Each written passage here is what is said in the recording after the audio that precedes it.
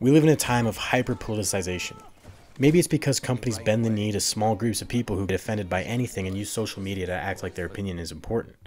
Or maybe it's because companies actually have some activists working for them who can't help but to blatantly push their political agenda in everything they do.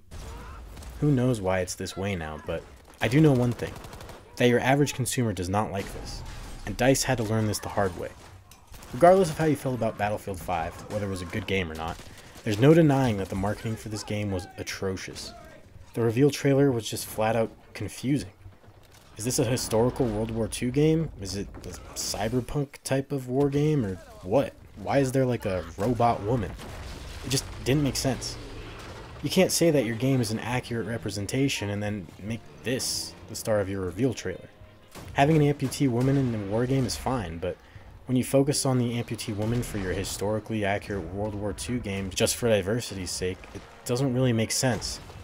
And people were confused. I'm just trying to figure out if this bridge was damaged from the war or if that's the period. Like, is this an apocalyptic steampunk period? I'm just trying to figure out what the hell is this. World War I, World War II? Is this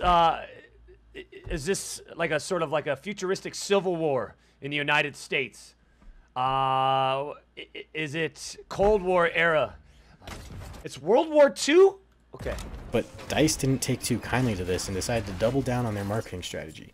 Taking to social media, people working on the game would say stuff about inclusion, and they wanted their young daughter to feel included in this rated M war game, and if you didn't like it, don't buy it. So, as someone who had never had a Battlefield game but was interested, I figured, I don't really like what they're doing, so I won't buy it. And I think a lot of other gamers did the same. Fortunately, that's not where our story ends. When I think of Battlefield, I think of all the insane stuff that I used to see online from the online gameplay.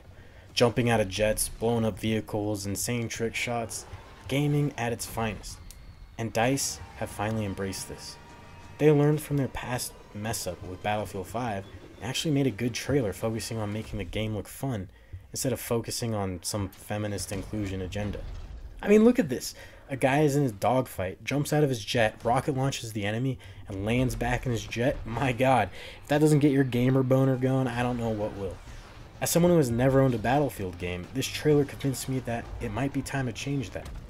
Every mistake is an opportunity to learn. And congratulations, DICE. You'll learn from your mistake.